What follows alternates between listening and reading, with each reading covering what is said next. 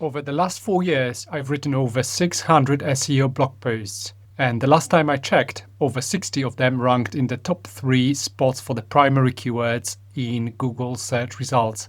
I've also written over 100 articles about SEO and link building. In this video, I will share 8 high-level skills and best practices that will help you become a strategic content partner and not just a content creator.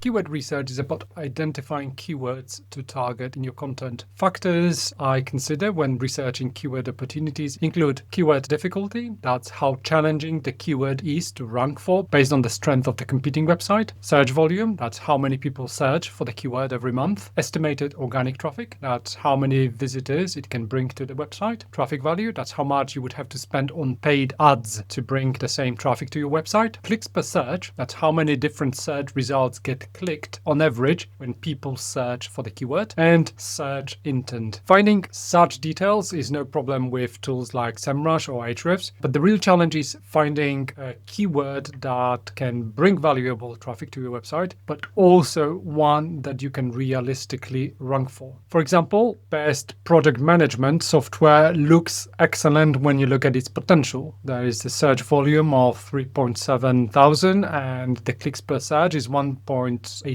and a potential monthly traffic of 18K is worth nearly $50,000. But the keyword is super hard to rank for. You are competing with the likes of Microsoft or the Digital Project Manager, and both are high DR websites. To outrank them, you would have to invest heavily in link building, which might not be feasible for less established businesses. In contrast, ranking for best marketing project management software is easier, and the potential rewards are still substantial. The estimated 3,000 monthly visitors are worth around $24,000. The rule of thumb is that niche, long-tail keywords tend to be easier to rank for and offer higher ROI. Creating content clusters that cover the topic exhaustively from multiple angles increases your topical authority. Google sees such a website as a reliable source of information on the subject and is more likely to serve content to searchers. In practice, this means creating a central pillar page that covers the topic broadly, let's say an ultimate guide to content marketing, and then cluster posts that explore subtopics in greater depth. For example, how to build a content editorial calendar for your team, or 10 KPIs to measure your content marketing ROI, or a beginner's guide to keyword research for bloggers, and so on. All these keywords should be interconnected with internal links to help search engines and users understand relations between the pages and find relevant content. Schema markup is a code that you add to your site to help search engines understand your content reliably. Schema markup also increases the odds of appearing in rich snippets in search results, in the carousels, FAQ drop-downs, and videos. As a writer, you don't normally add the code yourself, but if you see your clients don't use it, just bring it up. I always recommend adding the article and the breadcrumb schema, and then also the list, the FAQ page, and the how-to schema when they are relevant. You can add schema markup either by installing a CMS plugin or by asking your AI assistant to generate it based on the page content. Here's an example of schema markup for one of my articles created by Gemini. And once ready, validate it in Google's Read Results test to ensure it's working, and then paste it onto your page as custom HTML. According to NP Digital data, the best links include free tools like calculators, domain authority checkers, route planners, original research reports because they offer unique insights and data, ultimate guides because they cover the topic comprehensively so the reader doesn't need to search elsewhere, infographics because they make content more visually pleasing, engaging, and easier to digest, and list posts, for example, best 10 project management tools or top Ahrefs alternatives. Writers, editors, and website owners link to them because they increase the value of their own content. And this matters because backlinks are still one of the key ranking factors. If high authority domains link to your page, Google sees it as a reputable source on the topic. And brand mentions, even unlinked ones, have the biggest impact on AI visibility according to Ahrefs.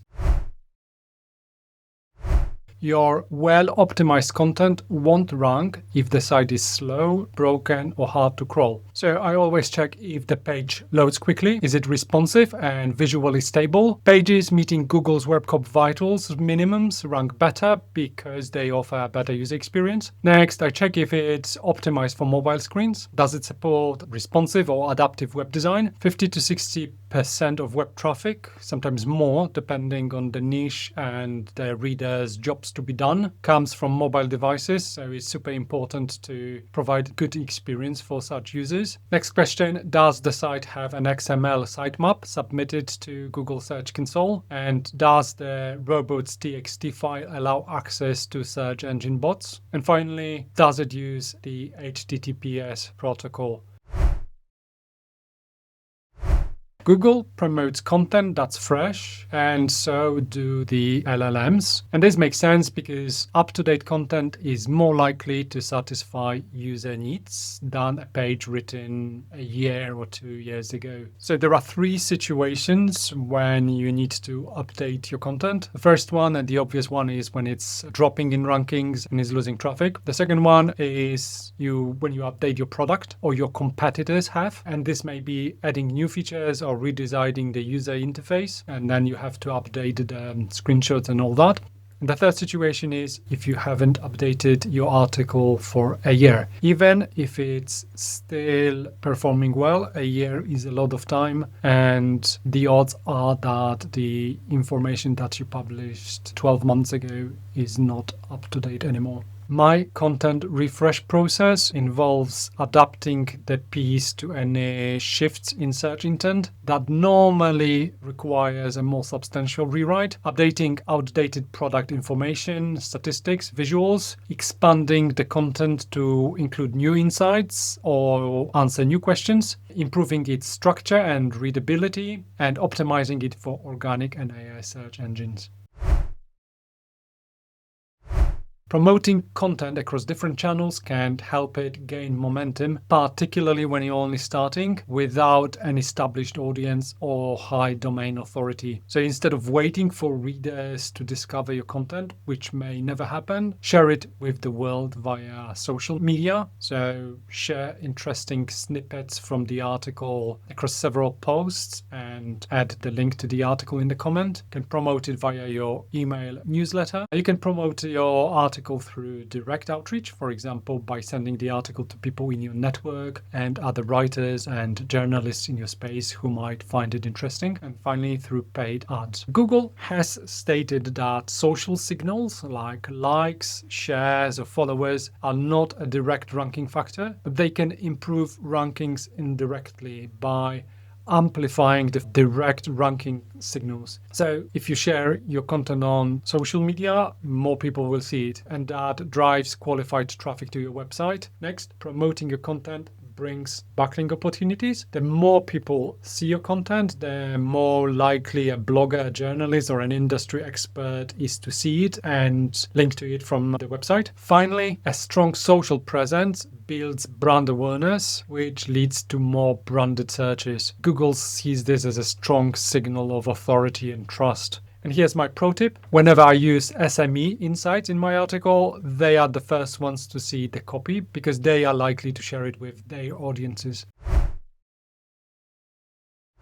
Tracking your content performance consistently and tweaking it based on the data is key to successful SEO. Even if you follow all SEO principles religiously, there's no guarantee your content will perform well in organic search rankings. And even if it does initially, the next Google update can send it down the SERP, or competitors can leapfrog you. So here are a few metrics you can track in Google Search Console and Google Analytics to make informed decisions. So first, keyword rankings. That's the position of the article for its primary keyword. You can use it to detect content decay or identify pages which are within the striking distance for example, in positions 4 to 10 or 11 to 20, that you should prioritize for optimizations and for updates. Next, impressions. That's how many people saw it in the SERPs. And this tells you if Google finds your content relevant enough to show it to users. Low impressions for high volume keywords may indicate the article doesn't satisfy search intent. Next, click-through rate, CTR. That's the percentage of users who saw the page and clicked on it. Low CTR means you need to optimize the title tag. Otherwise, Google will gradually downgrade its ranking.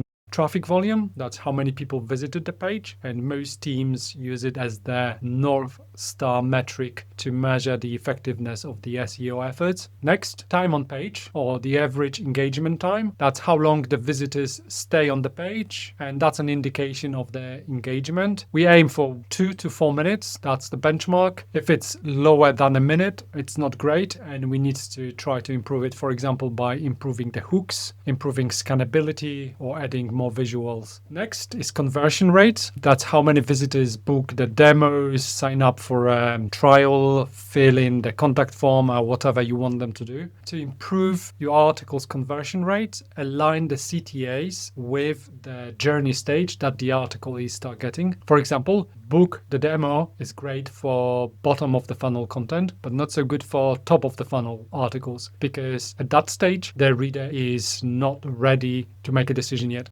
I've just shared 8 skills and best practices that will help you progress to roles with more responsibility. Let's finish with answers to a few frequently asked questions about SEO. What's SEO? SEO stands for Search Engine Optimization, and it's a discipline focused on improving websites' rankings in search results to drive organic traffic. This involves creating valuable content that answers users' search queries, making it easy for users and search engines to understand your content and easily find relevant information, and establishing your website's authoritativeness and trustworthiness. Why is SEO important? SEO is a valuable customer acquisition channel. Prospective customers use search engines like Google and Bing to research products and services they need.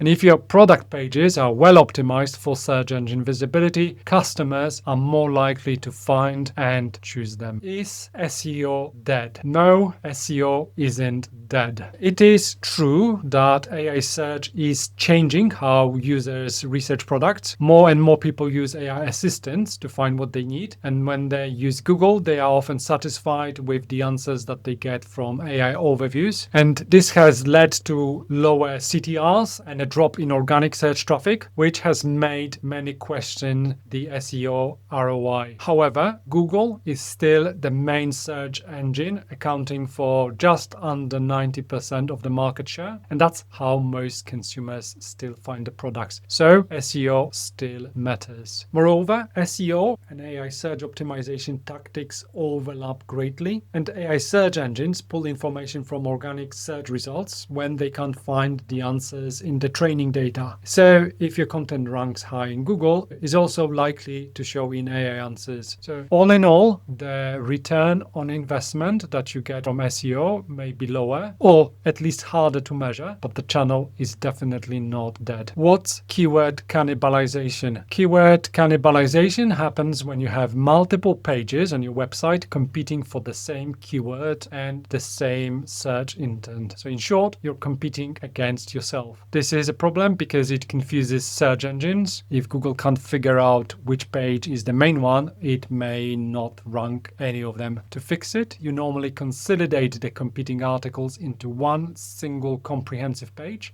and then use 301 redirects to send all the traffic from the old, weaker pages to the new ones. Having said that, it's unavoidable for multiple pages to rank for the same keywords, especially if you have a lot of content fully covering your content cluster. I've just shown you how to optimize your content for Google search and increase your website's rankings. Thanks for watching. I hope you found it useful, and if you did, please leave us a comment and subscribe. It will help my channel growth.